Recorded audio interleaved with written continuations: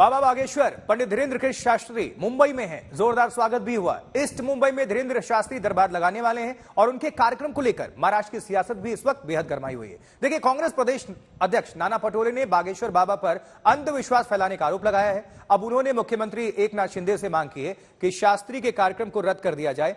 BJP नेता राम कदम ने कांग्रेस पर पलटवार किया है और कहा है कि कांग्रेस हिंदू विरोधी है। और ये जो तस्वीर आपको दिखा रहे हैं, जब बागेश्वर धाम के बाबा पंडित धीरेन्द्र कृष्ण शास्त्री मुंबई एयरपोर्ट पहुंचे तो उनका जोरदार भव्य तरीके से स्वागत किया गया और एयरपोर्ट पर जय श्री राम के नारे भी लगे। चलिए, अपडेट हासिल करने के लिए आप सभी दर्शकों को मुंबई ही लिए चलते हैं, देव कोटक। वहां से हमारे सहयोगी, हमारे संवाददाता हमारे साथ जुड़ रहे हैं। देव, पंडित धीरेन्द्र कृष्ण शास्त्री मुंबई पहुंच चुके हैं।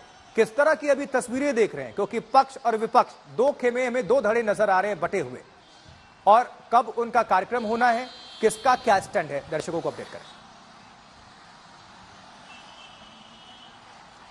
जी, पहले तो आपको साफ तौर पर दिखा दे, ये वही वाला रास्ता है जो वेस्टर्न एक्सप्रेस हाईवे जो पश्चिम हाईवे की तरफ जाता है, जो मीरा रोड जो थाने जिले में पड़ता है उस वेन्यू की तरफ निकलता है। आज शनिवार का दिन है, लेकिन फिर भी आप देख पा रहे हैं कि जो कॉर्पोरेट के कारण छुट्टी होती है और जो रश नहीं होता है, उसकी कमी कहीं ना कहीं पूरी की जा रही है। आज रास्ते पर भी काफी ज्यादा जनरली ये एरिया में या इस इलाके में उतना ज्यादा सैटरडे या संडे को वीकेंड के दिनों पर भीड़ देखने नहीं मिलता है, लेकिन आप साफ तौर पर एक अंदाजा लगा सकते हैं।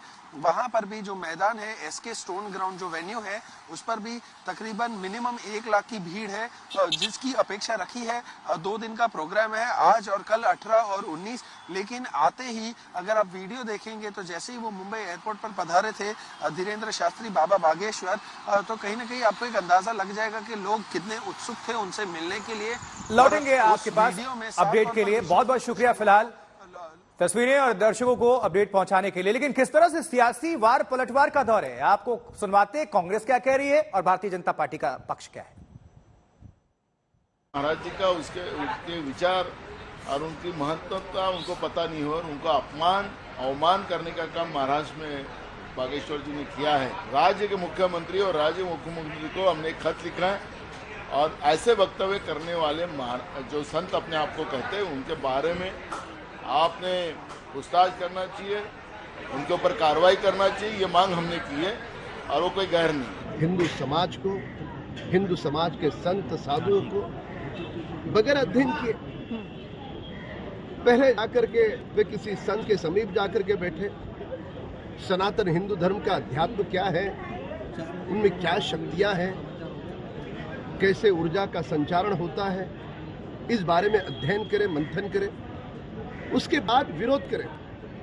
केवल हिंदू धर्म के साधु संत है करके अधूरे अध्ययन के आधार पर यदि कांग्रेस दल विरोध करता है तो पुनः एक बार वे हिंदू साधु संतों के घोर विरोधी है, यह बात सामने आई। देखिए, सियासी वार पलटवार का दौर हम देख रहे हैं लगातार, बहुत पहले से सुनवा भी दिया आपको प्रतिक्रिया। लेकिन इंपॉर्टेंट यह है कि जब बाबा बागेश्वर पंडित धीरेन्द्र कृष्ण शास्त्री मुंबई इंटरनेशनल एयरपोर्ट पर पहुंचते हैं तो वहां भव्य स्वागत किया जाता है, जोरदार तरीके से उनका वेलकम किया जाता है। किस तरह से जय श्री राम के नारे भी सुनाई दिए, आपको सुनवा देते हैं और दिखा देते हैं। देखिए,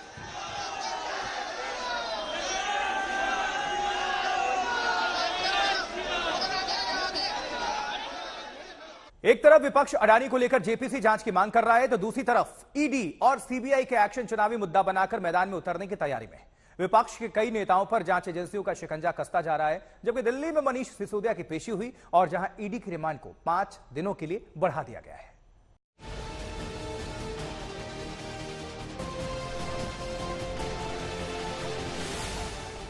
दिल्ली के लोगों ने आम आदमी पार्टी को जिता क्यों दिया, सरकार क्यों बनवा दी, इसकी सजा देने के लिए मनीष सिसोदिया और सत्येंद्र जैन को जेल में रखा गया।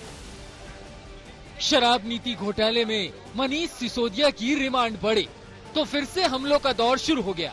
जांच एजेंसियों की आड़ में विपक्षी नेताओं को परेशान करने वाला सियासी शोर हो गया। अपने आका के कहने पर सीबीआई ने मनीष सिसोदिया को गिरफ्तार किया। ये पूरा मामला, जैसा हम लोग पहले दिन से कह रहे हैं, राजनीतिक द्वेष के कारण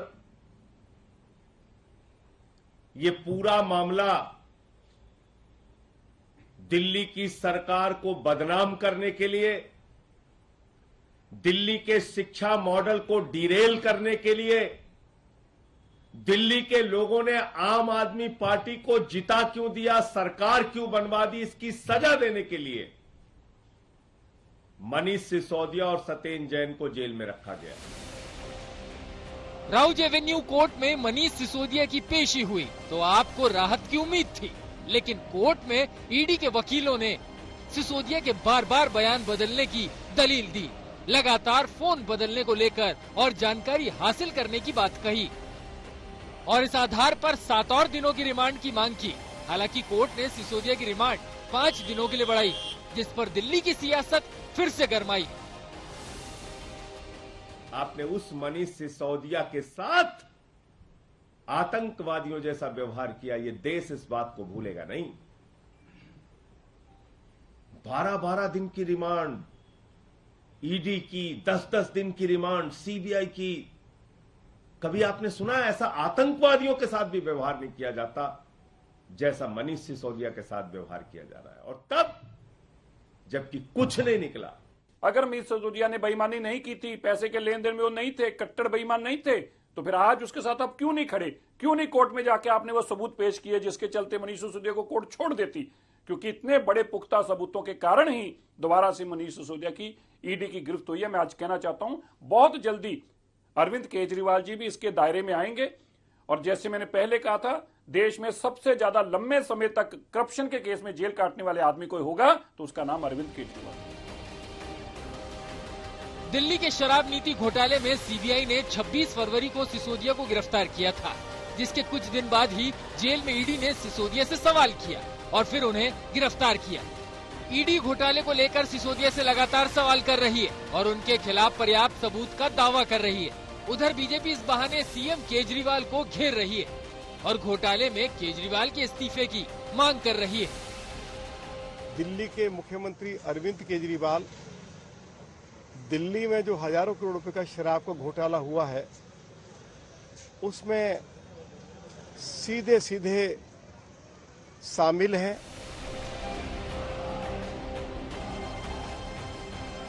जांच एजेंसियों की पूछताछ और शराब नीति को लेकर छिड़े संग्राम का असर दिल्ली विधानसभा में भी दिखाई दिया। दिल्ली विधानसभा में बजट सत्र की शुरुआत जबरदस्त हंगामे के साथ हुई। सदन में उपराज्यपाल के संबोधन के दौरान सत्तारूढ़ आम आदमी पार्टी और विपक्ष यानी बीजेपी के विधायकों ने एक दूसरे के खिलाफ जमकर नारेबाजी की।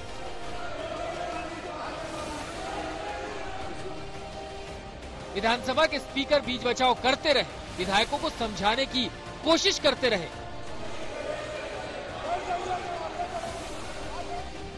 बीजेपी के विधायक शराब घोटाले को लेकर मुख्यमंत्री अरविंद केजरीवाल के इस्तीफे की मांग कर रहे थे।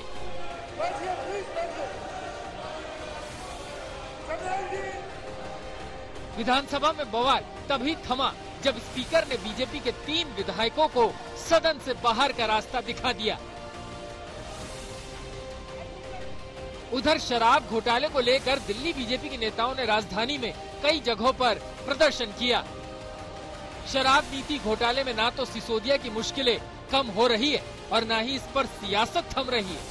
जैसे जैसे इस घोटाले की जांच बढ़ेगी, इस पर संग्राम बढ़ता जाएगा। दिल्ली की राजनीति में हमलों का दौर बढ़ता जाएगा। दिल्ली से कुमार कुणाल के साथ संजय शर्मा, आज तक। देखिए, प्रयागराज हत्याकांड में साजिश बेनकाब होने वाली है। हत्या की mastermind lady don Shaista Parveen की 3 करीबी को पुलिस ने धर दबोचा है। तीनों लगातार शाइस्ता के संपर्क में थे, फोन पर बातचीत हो रही थी। अब पुलिस तीनों से शाइस्ता का पता ठिकाना ले रही है। शाइस्ता का बिना नकाब वाला स्केच भी बनवाया जा रहा है ताकि प्रयागराज की हर गलियों में मोस्ट वांटेड का पोस्टर लग सके और लोग पहचान सके।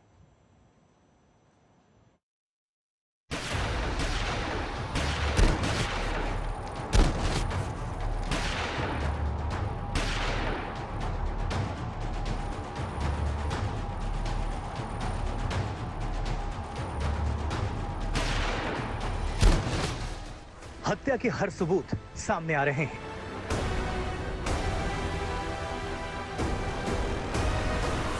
हर एंगल से वीडियो मिल रहे हैं।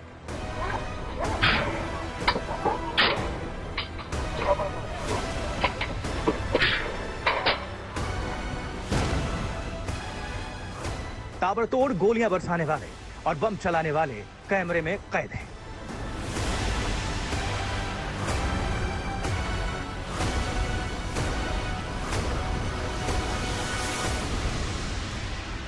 बस तलाश है शूटर्स के, मास्टरमाइंड की। जेल में बंद अतीक की साजिशों को अंजाम देने वाली लेडी डॉन शाइस्ता परवीन पर शिकंजा कसता जा रहा है। प्रयागराज पुलिस ने शाइस्ता के 3 करीबियों को दबोचा है। इन्हें फोन कॉल की डिटेल्स पर पकड़ा गया। तीनों लगातार शाइस्ता के संपर्क में हैं। अब ये तीनों ही शाइस्ता का पता ठिकाना बताएंगे। पुलिस सूत्रों की माने तो शाइस्ता परवीन प्रयागराज में ही छुपी है। वो लगातार जगह बदल रही है, फोन के इस्तेमाल से भी बच रही है।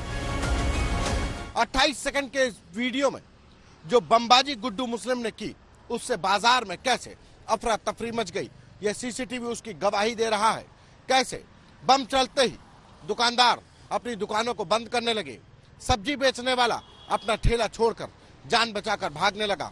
यह इस सीसीटीवी में साफ पता चला है कि उमेशपाल हत्याकांड में हुई बमबाजी और गोलीबारी ने कैसे बाजार में अफरा तफरी मचा दी थी। पुलिस के पास सबसे बड़ी दिक्कत पहचान की है। 25,000 के इनामी शाइस्ता परवीन की जो तस्वीर पुलिस के पास है वो नकाब में है। पोस्टर जारी करने के लिए पुलिस अब लेडी डॉन का स्केच बना रही है। लेडी डॉन शाइस्ता को पकड़ने के लिए पुलिस लगातार ऑपरेशन चला रही है। 3 करीबियों के पकड़ में आने से पुलिस को उम्मीद है कि शाइस्ता जल्द ही शिकंजे में होगी। प्रयागराज पुलिस के रडार पर 500 संदिग्ध कार हैं। जनवरी और फरवरी में बरेली और आसपास के इलाकों में आने जाने वाली प्रयागराज की 500 कारें और उनके मालिक की लगातार तलाश जारी है। उमेशपाल हत्याकांड में 4 चेहरे खास हैं। साबरमती जेल से अतीक ने ताना बाना बुना।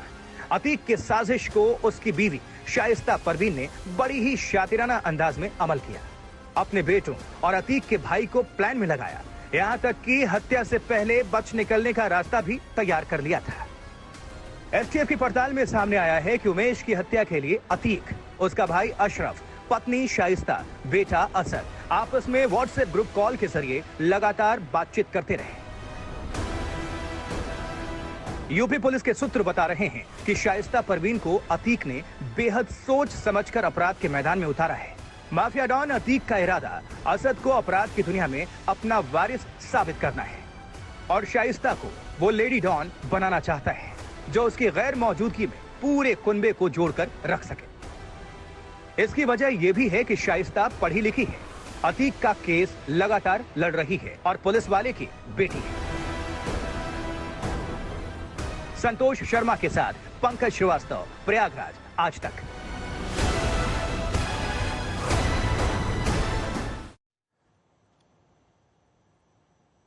तो लेडी डॉन ही नहीं, मददगार लेडी गैंग पर भी पुलिस की नजर है। गोली के साथ बम फेंकने वाले गुड्डू मुस्लिम को भी पनाह देने वाली 2 महिलाओं को भी पुलिस ने धर दबोचा है और दोनों से पूछताछ चल रही है। पुलिस को उम्मीद है कि मददगार महिलाओं की सुराग से बमबाज बच नहीं पाएगा। पुलिस उसे जरूर पकड़ लेगी।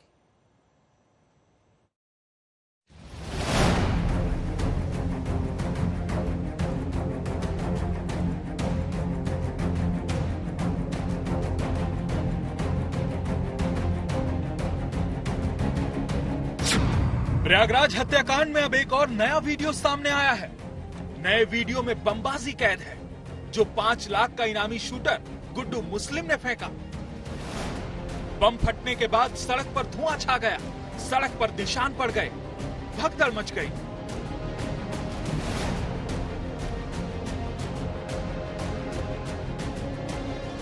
हत्याकांड के बाद गुड्डू मुस्लिम फरार हो गया। पुलिस सूत्रों के मुताबिक पहले उसने करेली में पनाह ली और फिर नेपाल फरार हो गया। अब पुलिस ने गुड्डू मुस्लिम का साथ देने वाली 2 महिलाओं को हिरासत में लिया है। प्रयागराज पुलिस और यूपी एसटीएफ की टीमें जगह जगह खाक छान रही हैं। उनके मददगारों से पूछताछ की जा रही है और करीब 14 मददगार पुलिस के रडार पर हैं। उनसे पूछताछ का सिलसिला लगातार जारी है। इनमें चाहे वो प्रयागराज का ईटॉन बिरयानी का मालिक नफीस अहमद हो या फिर नेपाल में अंसारी डीजल्स को चलाने वाला कय्यूम अंसारी, ये वो लोग हैं जो प्रयागराज से लेकर नेपाल में छिपे अतीक अहमद के बेटे असद और मोहम्मद गुलाम के बारे में कई अहम जानकारियां रखते हैं और अब यूपी एसटीएफ ने इन पर शिकंजा कसा है, पूछताछ की जा रही है। तो इनसे पूछताछ के बाद एक उम्मीद जरूर जगी है कि ये शूटर यूपी एसटीएफ के रडार पर आ चुके हैं और इनकी जल्द गिरफ्तारी हो सकती है। प्रयागराज हत्याकांड में अब लेडी गैंग का दायरा बढ़ता जा रहा है। लेडी डॉन शाइस्ता परवीन अभी तक पकड़ से बाहर हैं। अब गुड्डू मुस्लिम की मददगार 2 महिलाएं भी सामने आ गईं। उमेश हत्याकांड में पुलिस 13 राज्यों के साथ साथ नेपाल और थाईलैंड तक ऑपरेशन चला रही है। नेपाल में शूटरों के ठिकाने को खंगालने के लिए कारोबारी कय्यूम अंसारी को पकड़ा गया। कय्यूम अंसारी ही वो शख्स है जिसने शूटरों को नेपाल भेजने में मदद की थी। मददगारों पर शिकंजे से शाइस्ता ही नहीं, अतीक के बेटे असद तक पुलिस का एक्शन तेज हो गया है। पुलिस को उम्मीद है कि मददगार के राज से लेडी डॉन और उसके बेटे को जल्द पकड़ा जाएगा। उमेश पाल हत्याकांड के चारों वीडियो को देखने के बाद साफ हो जाता है कि हत्यारे फुल प्रूफ प्लान के साथ आए थे। ठान कर आए थे कि उमेश पाल को खत्म ही कर देना है। सरेआम वारदात को अंजाम भी दिया गया ताकि दहशत पैदा किया जा सके, अतीक गैंग का आतंक दोबारा कायम हो सके। प्रयागराज में उमेश पाल को गोलियों से छलनी करने के बाद पूरा गिरोह रायबरेली होते हुए सुल्तानपुर पहुंचा। सुल्तानपुर से अयोध्या बॉर्डर होते हुए बहराइच पहुंचा। बहराइच के रास्ते अपराधी नेपाल में दाखिल हुए। पहली रात शूटरों ने नेपाल में बॉर्डर के करीब एक लोकेशन पर बिताई। इसके बाद शूटर अलग अलग लोकेशन पर निकल गए। अतीक के बेटे असद को नेपाल पहुंचाने वाला कय्यूम का पूरा कच्चा चिट्ठा पुलिस के पास है। यूपी पुलिस को पूरा यकीन है कय्यूम का सुराग एसटीएफ के लिए वरदान साबित होगा। प्रयागराज से समर श्रीवास्तव के साथ संतोष शर्मा, लखनऊ, आज तक।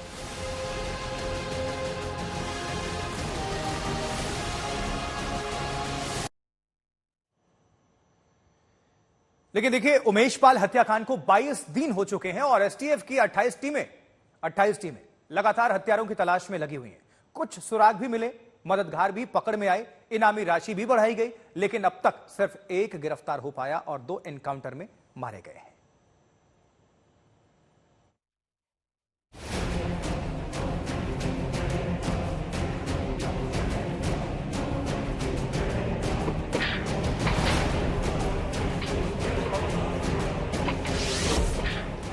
प्रयागराज हत्याकांड का ये नया वीडियो बताता है कि अतीक अहमद और उसके शूटरों ने रेकी कितनी तगड़ी की थी।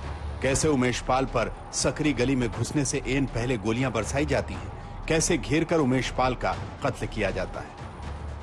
जहां से उमेश पाल ने भागना शुरू किया था, इसी गली के फुटेज आप देख रहे थे और यहीं से भागता हुआ जब उमेश पाल यहां से आता है उस वक्त भी फायरिंग हो रही होती है और उमेश पाल घायल होते हैं और भागते भागते उमेश पाल यहां तक जब पहुंचता है, फिलहाल आज आपको यहाँ काफी पुलिस नजर आ रही होगी पर उस वक्त यहाँ पर कोई भी नहीं था क्योंकि उस वक्त ये घटना नहीं हुई थी। उमेश पाल जब मदद के लिए इस घर की ओर एंट्री करने की कोशिश करता है, दरवाजा जरूर खुलता है पर उमेश पाल को मदद नहीं मिल पाती है। वहीं पीछे से एक फायरिंग बढ़ जाती है और वहीं पर उमेश पाल की हत्या हो जाती है। 24 फरवरी को अतीक अहमद के 7 शूटर्स आते हैं, गोलियां बरसाते हैं और प्रयागराज में एक बड़ा हत्याकांड हो जाता है। पुलिस 5 शूटरों पर इनाम बढ़ाती जा रही है, लेकिन शूटरों का आता पता अभी नहीं है। अतीक अहमद के बेटे असद समेत 4 अन्य शूटरों पर इनाम की राशि 2.5 लाख से बढ़ाकर 5-5 लाख कर दी गई। प्रमुख सचिव गृह संजय प्रसाद ने वारदात को अंजाम देने वाले शूटर असद, अरमान, गुलाम, गुड्डू मुस्लिम और साबिर पर इनाम की धनराशि बढ़ाकर 5-5 लाख रुपए करने का आदेश जारी कर दिया। इसमें से अरमान पर 7, असद पर 1, गुलाम मोहम्मद पर 8, गुड्डू मुस्लिम और साबिर पर 1-1 मुकदमे दर्ज हैं। पांचों प्रयागराज के सबसे बड़े इनामी बन गए हैं। ये सच है कि अतीक साबरमती जेल में डरा हुआ है, उसको एनकाउंटर का खौफ खाया जा रहा है। दूसरी तरफ अतीक की फैमिली भी मोस्ट वांटेड फैमिली बन गई है। अतीक अहमद जेल में है, पत्नी शाइस्ता परवीन फरार है, अतीक का भाई अशरफ जेल में है, अतीक का बड़ा बेटा उमर जेल में है, अतीक के दूसरे नंबर का बेटा अली जेल में है, अतीक का तीसरे नंबर का बेटा असद फरार है। अतीक के 2 नाबालिग बेटे एज़म और अबान बाल संरक्षण गृह में बताए जा रहे हैं। अतीक के कुनबे पर शिकंजा कसा जा चुका है, लेकिन जब तक शूटर्स हाथ नहीं आते, यूपी पुलिस के हाथ पूरी तरह खाली ही माने जाएंगे। संतोष शर्मा के साथ समर श्रीवास्तव, प्रयागराज, आज तक।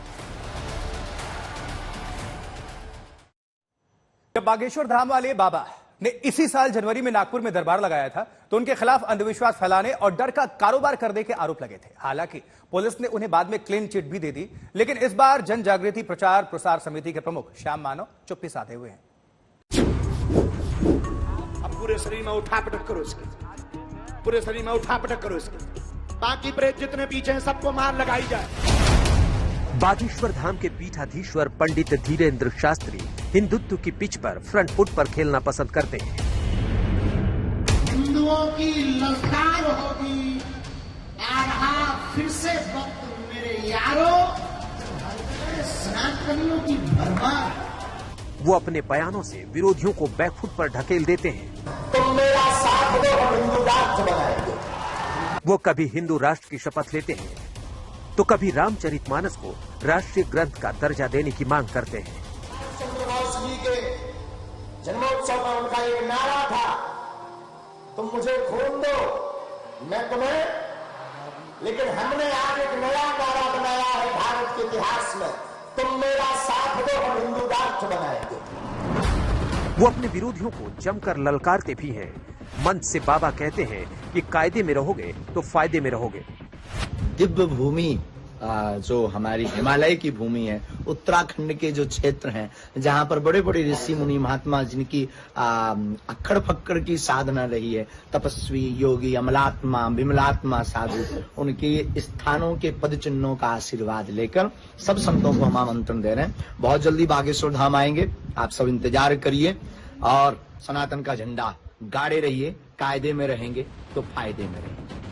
वो सनातन प्रेमियों को पसंद आने वाले हर मुद्दे पर मुखर होकर बोलते हैं। 3 दिन पहले उन्होंने कहा कि हिंदू 4 बच्चे पैदा करें और 2 बच्चे रामकाज के लिए छोड़ दें। मैं भी लड़का समझा, हम भी नहीं हो, हम भी समझे, जिनके ब्याहनी में भी सुनो, ब्याह करो, 3-4 बाल बच्चे हों, समझदार को सारा बात।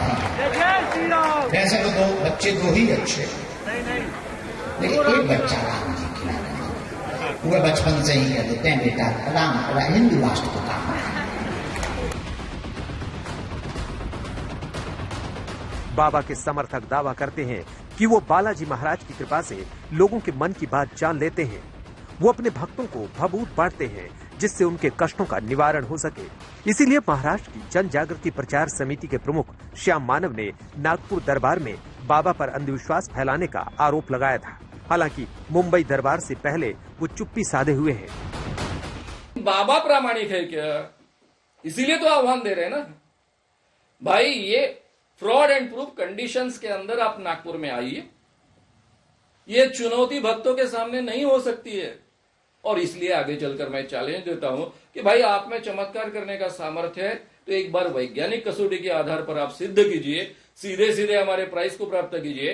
लेकिन प्राइस को प्राप्त करना ये महत्व की बात नहीं है, वैज्ञानिक कसौटी के आधार पर आप सिद्ध कर देंगे तो मैं भी उसको स्वीकार लूंगा सहर्ष, और चमत्कार होते ये सत्य को मानना शुरू कर दूंगा। लोग भरम हम पर करें, हम लोग सोचते हैं हम ऐसा, हम ऐसे, हम वैसे, कोई नहीं बचा हम वाला।